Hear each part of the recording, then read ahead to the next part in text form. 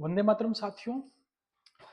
आज का हमारा चैप्टर है कृषि रसायन से संबंधित, है ना। यानी कि कृषि विज्ञान एवं गणित के मूल तत्व का, यानी कि चैप्टर नंबर 10, जिसे हम बोलते हैं प्रारंभिक जैव रसायन। ठीक है, तो बायोकेमिस्ट्री के बारे में पढ़ना है। हमने कुछ रसायन के बारे में पहले भी पढ़ चुके हैं।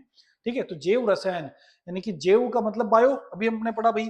तो ये जो बायो रसायन होते हैं, तो यानी कि जो पेड़ पौधों से जितने भी रसायन प्राप्त होते हैं उन्हें हम जैव रसायन बोल सकते हैं। ठीक है, अब उनके हमारे क्या महत्व हैं, क्या उपयोग हैं, उनके बारे में हम पढ़ना है। तो इससे रिलेटेड हमारी बोर्ड एग्जाम में किस प्रकार का क्वेश्चन बनने वाला है उसे हम समझते हैं। तो आइए, पहला क्वेश्चन है हमारा कार्बोहाइड्रेट। भाई कार्बोहाइड्रेट आपको कहां से प्राप्त होता है?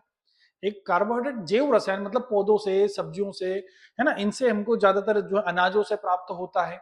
तो जो होता है उसका क्वेश्चन हमसे पूछा जा रहा है कि कार्बोहाइड्रेट के प्रमुख कार्य लिखिए। तो भाई कार्बोहाइड्रेट क्या करता है? तो जब कार्बोहाइड्रेट को हम ग्रहण कर, सबसे ज्यादा भाई जो रोटी खाते हैं ना हम डेली, जो रोटी उपयोग करते हो आप, उस रोटी यानी कि गेहूं के अंदर कार्बोहाइड्रेट मात्रा अधिक पाई जाती है। ठीक है, अब वो हमारे शरीर में जाता है तो क्या काम करता है? जब हमारे शरीर में जाता है तो क्या काम करता है? तो पहला, ऊर्जा प्रदान करने का काम करता है भैया, यानी कि वो एनर्जी देता है शरीर को, तभी तो जाकर हम, एनर्जी के कारण मैं आपके सामने बोल पा रहा हूँ, एनर्जी के कारण आप इस वीडियो को देख पा रहे हो। ठीक है ना, ये सब एनर्जी का ही काम है। तो ये शरीर की विभिन्न क्रियाओं के लिए ऊर्जा प्रदान करता है। जो भी क्रियाएं शरीर करता है उन सभी के लिए ऊर्जा प्रदान करता है। दूसरा, उष्मा प्रदान करना। तो ये शरीर को उष्मा देता है, जिससे शरीर का तापमान क्या होता है भाई? स्थिर रहता है। आपने देखा होगा कि हम जब बोलते हैं तो हमारी सांस गर्म होती है, हमारा ब्लड गर्म होता है ना। हम यूरिन करते हैं तो कई बार यूरिन भी गर्म होता है। तो ये क्या होता है भैया? तो जिससे शरीर का तापमान क्या होता है? स्थिर रहता है, तो उष्मा देता है कंटिन्यू। ठीक है, पाचन में सहायता। तो सूर्याक्ष के रूप में पाचन में सहायता करते हैं और कब्ज नहीं होने देते। तो ये क्या है? रुक्षांश के रूप में। किसके रूप में? रुक्षांश के रूप में, मतलब फाइबर के रूप में। रुक्षांश का मतलब होता है फाइबर में। ठीक है, तो बहुत सारी ऐसी जो है कंटेंट हमारे शरीर में जाता है जो पचता नहीं है। फाइबर होता है वो पचता नहीं है, पर वो हमारे पेट वगैरह को क्या करता है? साफ करने में सहायक होता है। संरचनात्मक भूमिका, जिसे सेल्यूलोज के बारे, तो सेल्यूलोज के रूप में पेड़ पौधों के अंगों का निर्माण करता है। तो कार्बोहाइड्रेट पेड़ पौधों के अंदर क्या करता है? उनके अलग अलग अंगों का, पत्तियों का, शाखाओं का, इनका क्या करता है? निर्माण करता है। तो ये हुए भाई कार्बोहाइड्रेट के कार्य। ठीक है, वेरी इंपॉर्टेंट क्वेश्चन है, इसलिए आपको इसको बहुत अच्छे से समझना है और पढ़ना है। ठीक है, चैप्टर भी आपके लिए बहुत इंपॉर्टेंट है। 3 नंबर का चैप्टर आपका होने वाला है। अगला है ग्लूकोज के 4 उपयोग लिखिए। भाई ग्लूकोज भी मिलता है, भाई अंगूर खाते हैं ग्लूकोज मिलता है, हम गन्ने का जूस पीते हैं उससे भी हमको क्या मिलता है? ग्लूकोज मिलता है। तो ये क्या काम करता है? तो भाई ये ऊर्जा व पोषण के लिए, भाई शरीर के अंदर क्या करेगा? ऊर्जा भी करेगा और पोषण का भी काम करेगा। तो ऊर्जा भी देता है और पोषण के लिए भी। तो यानी कि बच्चों, कमजोर एवं रोगी व्यक्तियों को भोजन व त्वरित ऊर्जा देने का काम करता है ना ग्लूकोज तुरंत।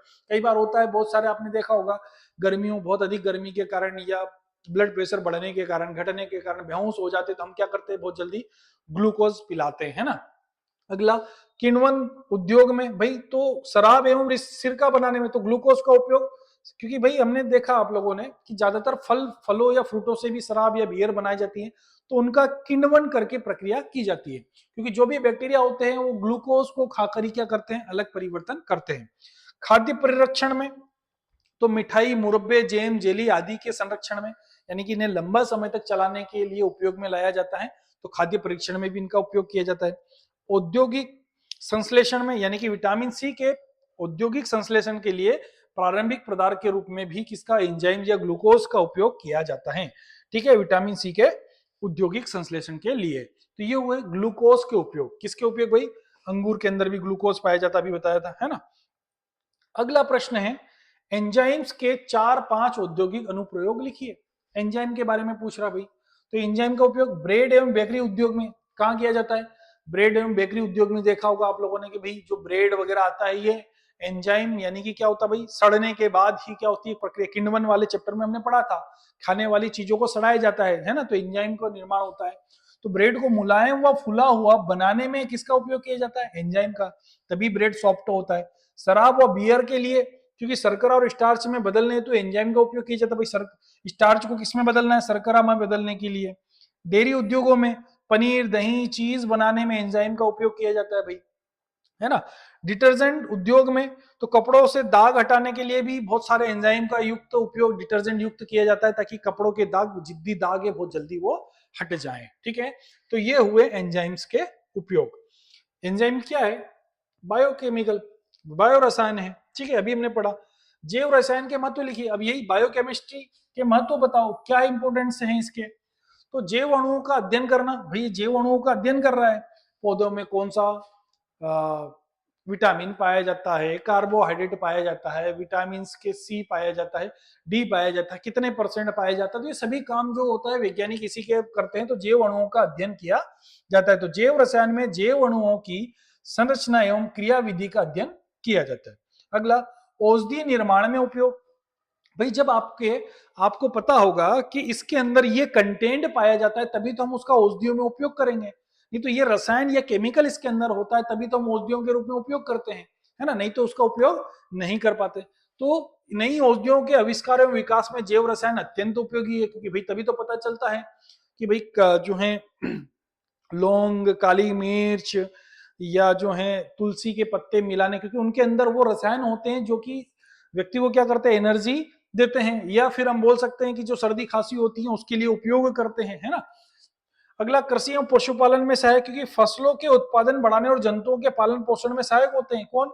जैव उर्वरक। क्योंकि हम बहुत सारे ऐसे कृषि रसायन यानी कि जैव केमिस्ट्री या बायोकेमिस्ट्री का भी इनमें उपयोग करते हैं, पशुओं की बढ़ाने में, रोकने में।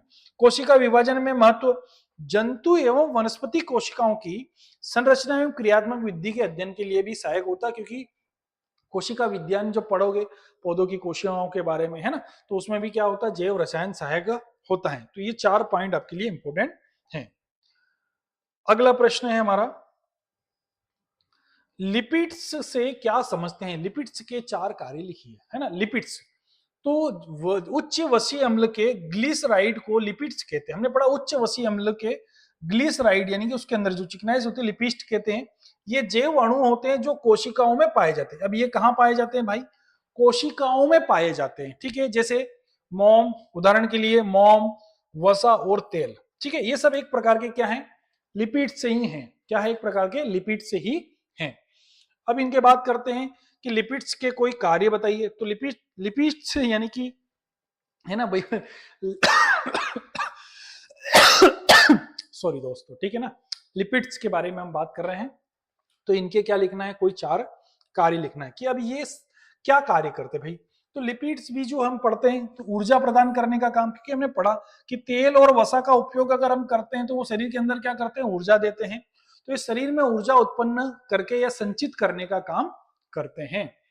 आंतरिक अंगों की रक्षा, भाई आंतरिक अंग का मतलब हृदय, फेफड़े, गुर्दे जैसे कोमल अंगों की क्या करते हैं, ये रक्षा करते हैं। क्योंकि शरीर के अंदर जब किसी प्रकार से फैट, वसा जब जाता है तो ये हमारे शरीर के सभी अंगों की क्या करते हैं, रक्षा करते हैं।